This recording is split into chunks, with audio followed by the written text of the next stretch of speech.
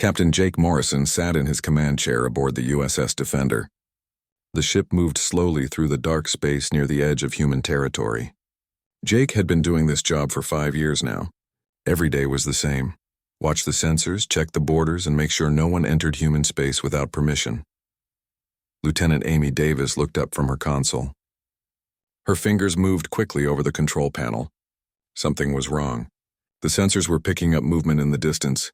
"Captain," Amy said, "I'm reading 12 ships approaching the border zone. They're big ones." Jake stood up and walked over to Amy's station. He looked at the screen showing the incoming ships. They were moving fast and heading straight for human space. "Are they responding to our signals?" Jake asked. Amy shook her head. "No, sir. I've sent the standard greeting on all frequencies." Nothing back. Jake felt his stomach tighten. Ships this close to the border should always respond to human signals. It was basic space law. Every race in the galaxy knew this rule. "Send another message," Jake ordered. "Tell them they are approaching human territory and must identify themselves." Amy worked at her console again. The ship's communication system sent out the message in dozens of different alien languages. Still no response from the approaching fleet. On the other side of space, Admiral Chris Blackwood stood on the bridge of his flagship. The Zephyrian commander was tall and covered in dark scales. His yellow eyes looked at the stars ahead with satisfaction. Today would be a good day for the Zephyrian Empire. "Admiral," said his communications officer, "the humans are sending us messages.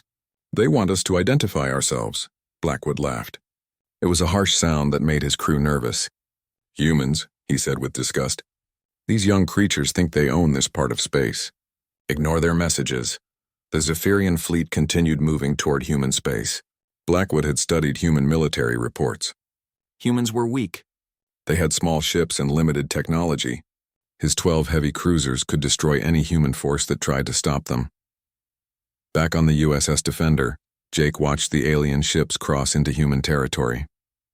The moment they passed the border markers, alarms began ringing throughout the ship. "They've crossed the line," Amy reported. "All ships are now in human space without permission." Jake moved quickly to his communication station.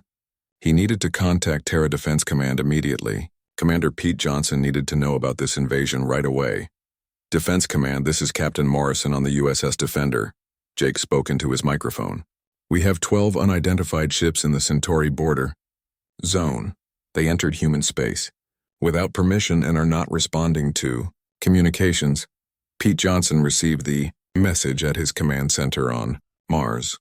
He had been waiting for something like this to happen. For years, alien races had been testing human borders. They wanted to see how humans would respond to invasion. "Understood, Captain Morrison," Pete replied. "Activating Protocol 7 immediately. All border units are now on full alert." Pete turned to his staff. "Begin emergency broadcast on all channels. Activate the warning buoys throughout the border zone." Across human space, automated warning systems came to life. Bright red buoys appeared near every border crossing. The buoys began broadcasting the same message in 47 different languages. "Warning. You have entered human territorial space without authorization. You must withdraw immediately or face defensive action. This is your only warning." Admiral Blackwood heard the message on his ship's speakers. He laughed again and turned to his weapons officer. "These humans are amusing," Blackwood said. "They think their warnings will scare us. Continue toward the planet called New Boston. We will establish our base there." The Zephyrian fleet moved deeper into human space. Blackwood's plan was simple. Take control of New Boston and use it as a forward base for future operations. Once other alien races saw how easily humans could be defeated, they would join the Zephyrians in dividing up human territory. On New Boston, Governor Linda Parks received the emergency alert from Defense Command. She immediately ordered all civilians to emergency shelters. Linda had lived through alien attacks before. She knew what was coming. "All military personnel to battle stations," Linda announced over the colony's communication system. "This is not a drill. We have hostile forces approaching." The people of New Boston moved quickly to their assigned positions. Children were taken to underground shelters. Adults who could fight took their positions at defense stations around the colony. Everyone knew their job. Captain Jake Morrison continued following the alien fleet from a safe distance. His ship was fast but not powerful enough to fight 12 heavy cruisers alone. He needed backup, and he needed it fast. "Captain," Amy called out, "I'm detecting more movement on long-range sensors." Looks like human ships responding to our alert. Jake felt relief wash over him. Help was coming. But would it arrive in time? Admiral Blackwood stood confidently on his bridge as his fleet approached New Boston. The human planet looked small and defenseless from space. A few orbital stations and some small ships in orbit. Nothing that could stop a Zephyrian battle fleet. Prepare landing forces, Blackwood ordered. We will take the planet in one quick attack. What Admiral Blackwood did not know was that human space had been preparing for this moment for decades. Every ship, every station, and every planet was connected by quantum communication networks that worked faster than any ship could travel. Within minutes of Jake Morrison's first report, every human commander in the sector knew about the invasion. Ships that seemed to be on routine patrols suddenly changed course. Hidden defense stations began powering up their weapons. Automated systems throughout human space activated according to plans made years ago.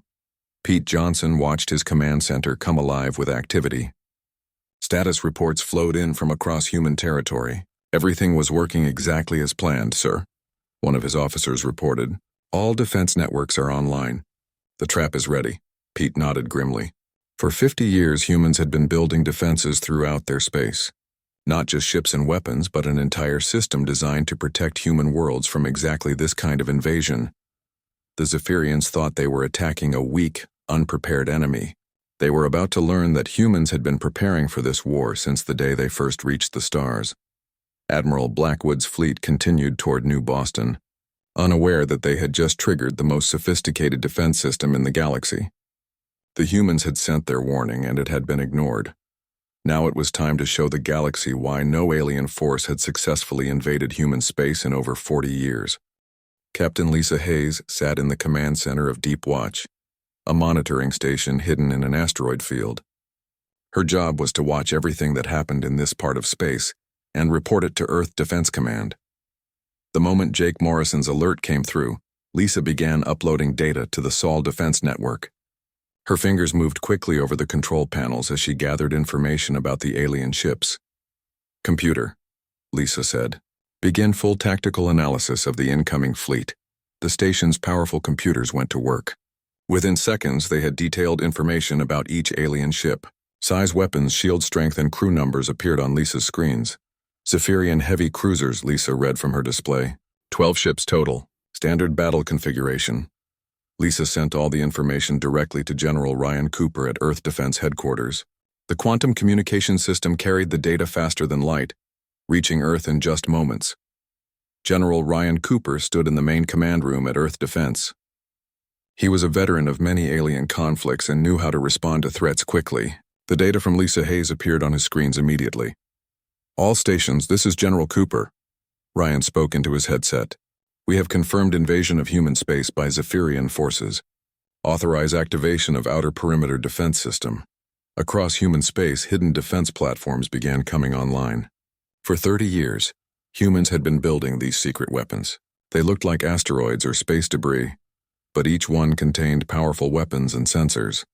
The platforms had been waiting patiently for this moment. Now they received their activation codes and began preparing for battle. Admiral Blackwood's fleet continued toward New Boston. The Zephyrian commander felt confident about his mission. Intelligence reports said humans had weak defenses and small ships. His fleet could handle anything the humans sent against them. Admiral, his sensor officer called out, I'm detecting some unusual readings in the space around us. Blackwood looked at the sensor display. What kind of readings? I'm not sure, sir. There seem to be objects all around us, but they're not moving. Could be asteroids or space junk. Blackwood waved his hand dismissively. Focus on the planet ahead. These humans probably left garbage floating in their space. What the Zephyrians did not know was that the garbage around them was actually a network of defense platforms. Each platform was disguised to look like natural space debris. The humans had spent decades placing them throughout their territory. Captain Jake Morrison continued following the alien fleet in his ship. He stayed far enough away to avoid detection, but close enough to watch what happened next. Captain, Amy Davis said from her station, I'm reading power signatures from the asteroid field ahead of the aliens. Jake smiled for the first time since the crisis began. The outer defense ring is activating. The first sign of trouble for the Zephyrians came when their sensors detected targeting lasers. Dozens of red beams suddenly appeared from what they thought was empty space. "Admiral," the sensor officer shouted. "We're being targeted from multiple directions." Blackwood spun around to look at his displays. The sensor screen showed targeting beams coming from asteroids and debris fields all around his fleet. But that was impossible. Rocks could not target spaceships. Evasive maneuvers. Blackwood ordered. "All ships begin random movement patterns." But it was too late for evasive action. The space around the Zephyrian fleet began to change. What looked like asteroids started opening up to reveal weapons and sensors inside. Metal panels slid away to show missile launchers and energy cannons. The hidden defense platforms emerged from their disguises like flowers blooming in space. Within moments, the Zephyrian fleet found itself surrounded by dozens of armed stations. Admiral Tony Miller commanded the human defense fleet from his flagship, the USS Liberty. His ships had been waiting just outside sensor range for the invasion alert. Now they moved into position to support the defense platforms. "All ships, this is Admiral Miller."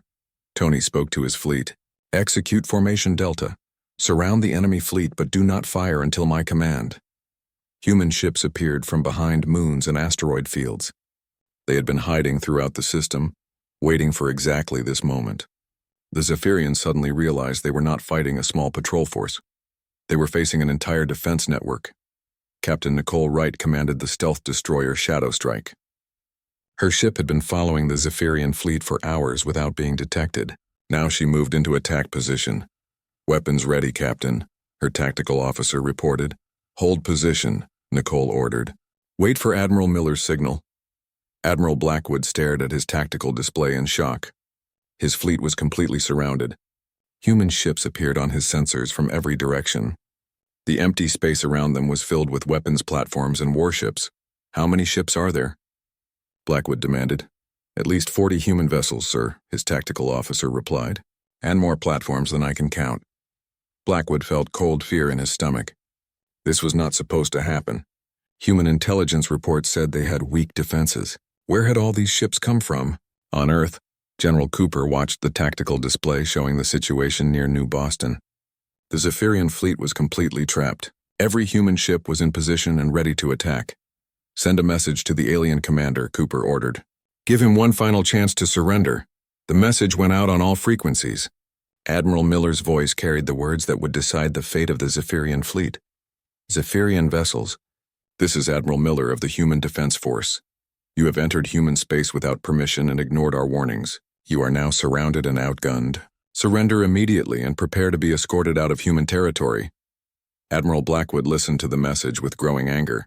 No alien race had ever forced the Zephyrians to surrender. His warriors would rather die in battle than give up without fighting. "All ships prepare for combat," Blackwood commanded. "Target the largest human ships. We will show them the power of the Zephyrian Empire." The Zephyrian weapons began charging for battle. Energy readings spiked across their fleet as they prepared to fight their way out of the trap. Admiral Miller received the report that the aliens were powering weapons. He had hoped they would choose surrender, but he was prepared for this response. "All units, this is Admiral Miller." Tony spoke calmly into his headset. "The enemy has chosen to fight. You are authorized to engage. Protect human space at all costs." The space around New Boston prepared for the biggest battle in human history. The Zephyrians had entered human space without permission. Now they would learn why the warning sign said they would not leave alive. Captain Morrison watched from his ship as both fleets prepared for combat. The aliens had made their choice. Now the humans would show them what happened to invaders who ignored warnings and threatened human worlds. The battle was about to begin. The first shots of the battle came from the Zephyrian fleet. Admiral Blackwood's heavy cruisers fired their main weapons at the nearest human ships. Bright beams of energy streaked across space toward Admiral Miller's defense fleet. The humans were ready. Their ships moved with perfect coordination, dodging the alien weapons while returning fire with their own guns. The battle that followed would be remembered throughout the galaxy. Admiral Miller stood calmly on his bridge as enemy fire passed close to his ship. He had been planning for this fight for years. Every human captain knew exactly what to do. "All ships execute attack pattern 7, Miller commanded. "Defense platforms begin coordinated fire." The hidden weapons platforms opened fire together. Hundreds of missiles and energy beams struck the Zephyrian ships from all directions. The aliens had never faced this kind of attack before. Captain Nicole Wright's stealth destroyer, Shadow Strike, moved through the battle like a ghost. The Zephyrians could not see her ship on their sensors. Nicole used this advantage to attack their weakest ships first. Target their engines, Nicole ordered her weapons officer. Disable them before they can escape. Shadow Strike fired quantum torpedoes at the rear Zephyrian cruiser. The weapons were new human technology that the aliens had never encountered. Their shields, designed to stop normal energy weapons, did nothing against the quantum attack. The Zephyrian ship exploded in a bright flash. Admiral Blackwood watched in horror as one of his best cruisers was destroyed by weapons he could not even see. Where did that attack come from? Blackwood shouted at his sensor officer. I don't know, sir. There's nothing on sensors in that area. What Blackwood did not understand was that human technology had advanced far beyond galactic intelligence estimates. While other races had been fighting wars, humans had been developing new weapons and defense systems. Lieutenant Colonel Sam Brooks coordinated the planetary defense systems from New Boston's surface. The colony had massive weapons that could reach far into space. Sam had been waiting years to use them against alien invaders. All ground batteries target the enemy flagship, Sam ordered. Show them that our planets can defend themselves. Huge energy cannons emerged from hidden positions around New Boston. The weapons had been built into mountains and underground bunkers. From space, they looked like natural formations. The planetary weapons fired together, sending streams of plasma energy toward Admiral Blackwood's flagship. The Zephyrian commander watched in amazement as the human planet itself attacked his fleet. Impossible, Blackwood screamed. Planets cannot have weapons that powerful. But the plasma beams struck his ship's shields and began draining their power. Blackwood realized that human defensive planning went far beyond anything his intelligence officers had imagined. Captain Bill Anderson led a squadron of human fighters in complex attack patterns around the alien fleet. His pilots had trained for years to fight in coordinated groups. They moved like a school of fish, each ship supporting the others. The Zephyrians tried to target the human fighters, but they could not keep up with the coordinated movements.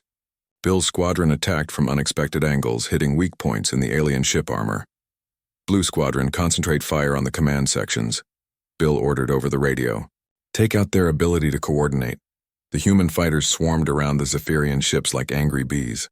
Their weapons were smaller than the big ship guns, but they were accurate and fast. The aliens found themselves taking damage from dozens of directions at once. Admiral Blackwood's fleet was falling apart. 3 of his cruisers had been destroyed, and the rest were taking heavy damage. His weapons could not hit the fast human ships, and their shields were failing under the constant attacks. Send a message to the home fleet, Blackwood ordered desperately. Request immediate reinforcements. Tell them we need the entire battle fleet. His communications officer worked frantically at his console, but the message never left the ship. Human intelligence officers like Commander Kate Phillips had been monitoring Zephyrian communications for months. They jammed the alien signals before they could reach space. Kate sat in her intelligence station aboard Admiral Miller's flagship. Her job was to make sure no alien calls for help escaped the battle zone. All enemy communications are blocked, Admiral, Kate reported to Miller. No messages are getting through. Miller nodded with satisfaction. The humans had planned for every part of this battle. The Zephyrians would receive no help from their empire. Dr. Helen Grant worked quickly in her laboratory aboard the human command ship. As a xenobiologist, she studied alien technology to find weaknesses. The battle gave her a chance to see Zephyrian weapons in action. Admiral Miller, Helen spoke over the ship's communication system. I've found a weakness in their shield systems.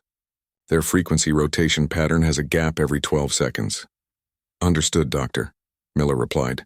All ships coordinate your attacks for 12-second intervals. Target the shield gaps. The human fleet immediately changed their attack pattern.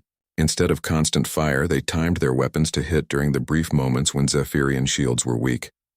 The coordinated strikes began tearing through alien defenses. Admiral Blackwood watched helplessly as his ships took more and more damage. The humans fought with a precision and coordination that seemed impossible. Every attack was perfectly timed and aimed. Admiral, his tactical officer reported with fear in his voice. We've lost 6 ships. The remaining vessels have critical damage. Blackwood looked around his bridge. Half of his control panels were sparking from battle damage. His proud fleet was being systematically destroyed by an enemy he had thought was weak. Captain Morrison watched the battle from his position nearby. The USS Defender was too small to join the main fight, but Jake could see everything that happened. "The aliens are learning why we post warning signs," Amy Davis said from her sensor station. Jake nodded grimly. "They chose to ignore our warnings. Now they're paying the price." The Zephyrian resistance began to collapse as more ships were destroyed or disabled. Admiral Blackwood's flagship was surrounded by human vessels, taking fire from all directions. Sergeant Major Danny Ross prepared his Marines for a boarding action. If any Zephyrian ships survived the battle, the humans would capture them to gather intelligence.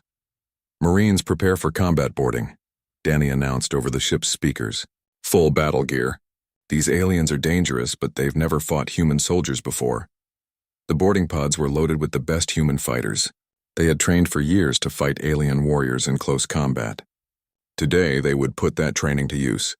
Admiral Blackwood realized his situation was hopeless. His fleet was destroyed, his communications were jammed, and the humans showed no sign of stopping their attack. "All ships," Blackwood spoke into his radio with defeat in his voice. "Prepare to be boarded. The battle is lost." The human attack continued until every Zephyrian ship was either destroyed or disabled. The space around New Boston was filled with wreckage and disabled alien vessels. Admiral Miller surveyed the battlefield from his command chair. The humans had won a complete victory. Not a single human ship had been lost while the entire alien invasion fleet was eliminated. "All ships secure the area," Miller ordered. "Prepare boarding teams for the surviving alien vessels. We're going to find out everything about why they thought they could invade our space." The battle was over, but the lesson was just beginning. The galaxy was about to learn what happened when anyone entered human space without permission. The cleanup after the battle moved quickly. Human ships surrounded the surviving Zephyrian vessels while medical teams helped wounded aliens. The humans followed the rules of war, even with enemies who had invaded their space. Admiral Blackwood sat in his damaged command chair, watching human ships dock with his flagship. His proud fleet was destroyed. Only 3 Zephyrian ships remained intact, and all were badly damaged. Sergeant Major Danny Ross led the first boarding team onto the Zephyrian flagship. His Marines moved through the alien ship with their weapons ready. They had studied Zephyrian ship designs for months, preparing for this moment. "Secure all weapons and command systems," Danny ordered his team. "Treat the wounded, but watch for tricks." The human Marines found the Zephyrian crew gathered in their main corridor. The alien warriors looked shocked and defeated. They had never lost a battle so completely before. Admiral Blackwood stood slowly as the human soldiers approached him. Danny Ross stopped in front of the alien commander and spoke clearly. "I am Sergeant Major Ross of the Human Marine Corps. You are now prisoners of war. You will be treated according to galactic law." Blackwood stared at the human soldier. Danny was much smaller than any Zephyrian warrior, but he carried himself with confidence and authority. "How?" Blackwood asked. "How did you defeat us so easily?" "Our intelligence said humans were weak." Danny smiled coldly. "Your intelligence was wrong. We've been preparing for this fight for 40 years. Captain Bill Anderson coordinated the capture of technology from the destroyed Zephyrian ships. His engineering teams moved through the wreckage, collecting weapons and computer systems for study. "Be careful with their quantum drives," Bill warned his people. "We want to learn how their technology works, but don't take any chances with alien equipment." The human engineers worked efficiently, gathering everything useful from the alien ships. Each piece of technology would be studied to improve human defenses against future attacks. Dr. Helen Grant examined captured Zephyrian weapons in her laboratory. The alien technology was advanced but not as sophisticated as human intelligence had feared. "These weapons are powerful but simple," Helen reported to Admiral Miller. "Their design philosophy focuses on brute force rather than precision. It explains why they couldn't adapt to our coordinated attacks." Admiral Miller reviewed the battle reports in his command center. The victory had been even more complete than he had hoped. The human defense systems had worked perfectly. "Sir," his communications officer called out, "we're receiving signals from other alien fleets near our borders. They're all withdrawing from human space." Miller nodded with satisfaction. News of the Zephyrian defeat was already spreading. Other potential invaders were getting the message without having to fight. Captain Morrison brought his ship alongside the captured Zephyrian flagship. Jake wanted to see the alien commander who had thought he could invade human space so easily. Danny Ross escorted Admiral Blackwood to a secure meeting room aboard the human command ship. The Zephyrian leader sat across from Admiral Miller, still trying to understand his defeat. "Your empire made a mistake," Miller told Blackwood calmly.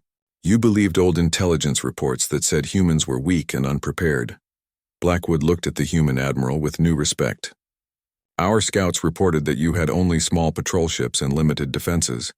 Your scouts saw what we wanted them to see," Miller replied. "We've been building our real defenses in secret for decades. Every ship, every weapon, every sensor in human space is connected and coordinated." The alien commander began to understand the scope of human preparation. The defense platforms, the hidden ships, the planetary weapons, all of it was planned? "All of it," Miller confirmed. "We learned long ago that the galaxy is a dangerous place. We decided to make our space so well defended that no one would dare attack us." Captain Nicole Wright supervised the interrogation of captured Zephyrian officers. Her intelligence team was gathering information about other alien military plans. "Tell me about the Corvin fleet movements near Sector 7, Nicole asked a Zephyrian communications officer. The alien looked surprised. "How do you know about the Corvins?" "We know about all the fleets near our borders," Nicole replied. "We've been watching everyone for years." The interrogations revealed that several alien races had been planning coordinated attacks on human space. The Zephyrians were supposed to be the first wave, testing human defenses before a larger invasion.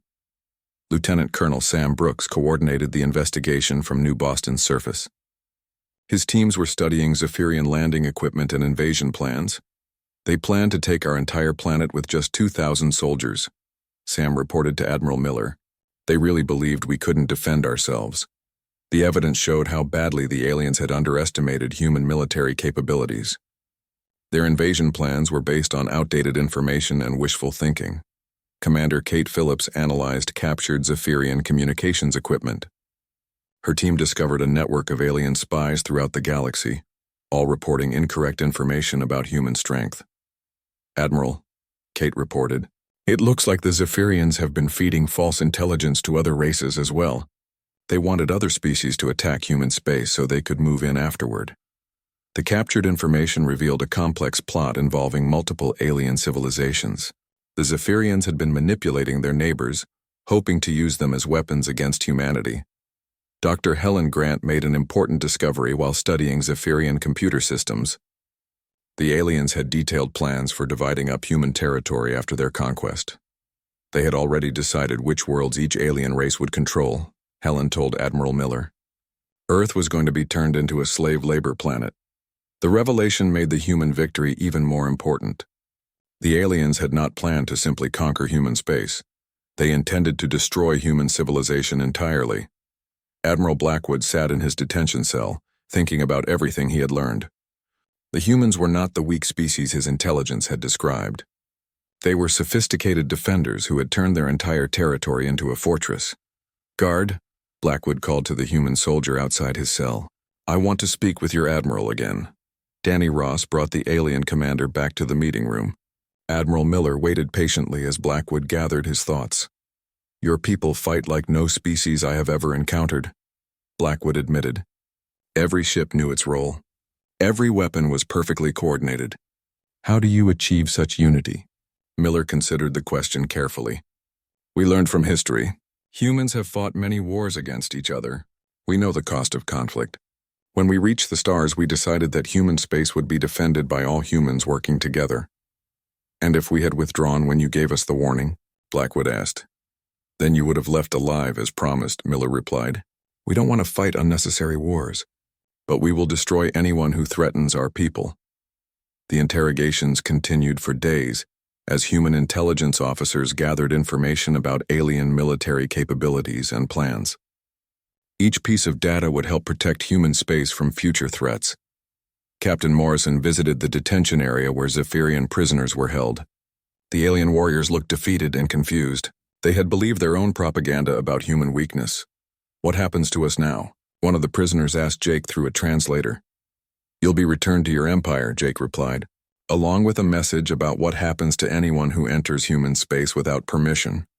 The human victory was complete, but the real message was just beginning to spread throughout the galaxy. 3 days after the battle, Admiral Miller stood in the communications center of his flagship. The time had come to send a message to the entire galaxy. What happened to the Zephyrian fleet needed to be seen by every alien civilization. Captain Stone. "Begin the galactic broadcast," Miller ordered. Captain Julie Stone activated the most powerful communication system in human space. The message would reach every major alien homeworld within hours. "Broadcasting on all frequencies, Admiral," Julie reported. "Every species in the galaxy will receive this signal." The message was simple but clear. It showed video footage of the Zephyrian fleet being destroyed, followed by Admiral Miller's voice speaking in the common galactic language. "To all civilizations receiving this transmission," Miller's voice carried across space. "The Zephyrian Empire entered human territorial space without authorization. They ignored our warnings and chose to attack our colony worlds. This recording shows the result of their decision." The footage showed Zephyrian ships exploding under coordinated human attacks. It showed hidden defense platforms emerging from asteroids. It showed the complete destruction of what had been considered one of the galaxy's most powerful fleets. "Human space is clearly marked and well defended," Miller continued. "Entry without authorization will result in the complete destruction of your forces. This is not a threat, it is a promise that we have proven we can keep." Across the galaxy, alien leaders watched the human message with growing concern. The Zephyrian fleet had been destroyed so easily that it looked like a training exercise rather than a real battle. On the Corvan homeworld, Fleet Commander Vex Talon studied the human footage with his military staff. The Corvans had been planning their own attack on human space, but the video changed everything.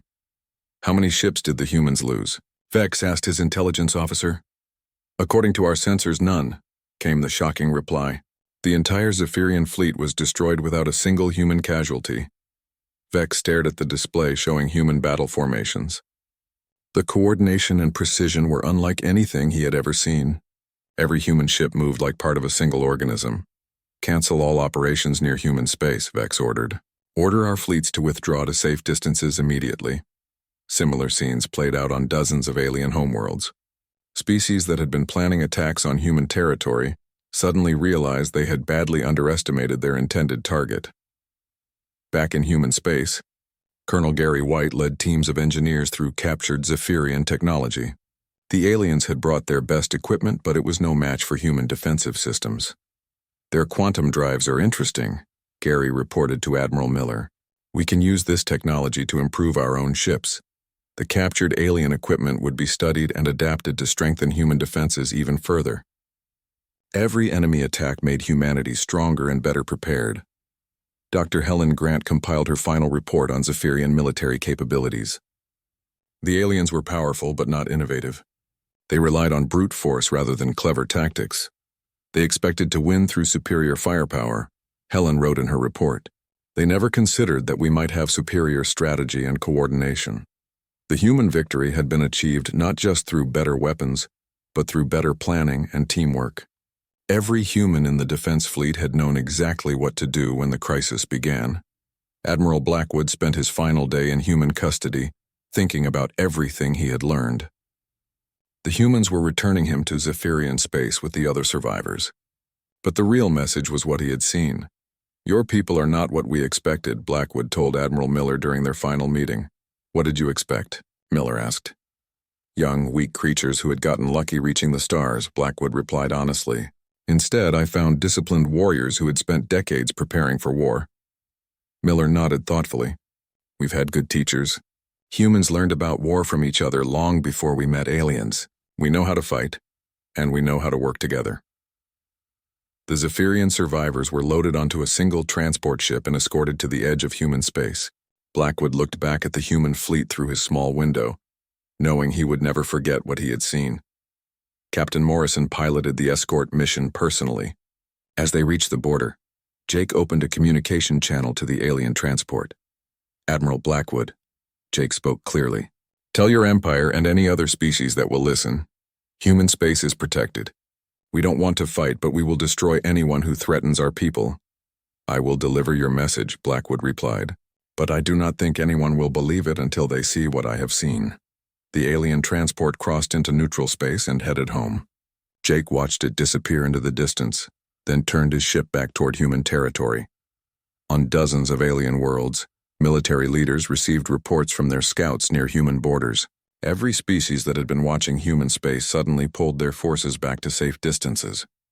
The Andromedan Council, which had been planning a joint invasion with the Zephyrians, canceled their military preparations and sent diplomatic messages to Earth instead. The Centauri Empire, which controlled territory next to human space, reinforced their border agreements and began negotiating expanded trade deals. Species after species chose diplomacy over conflict. As news of the Zephyrian defeat spread throughout the galaxy. Captain Nicole Wright returned to her patrol duties aboard the Shadow Strike. Her stealth ship would continue watching the borders, but the job had become much easier. No alien fleets were approaching human space anymore. "It's been 3 weeks since the last border violation," Nicole's sensor officer reported. "All alien traffic is staying well outside our territory."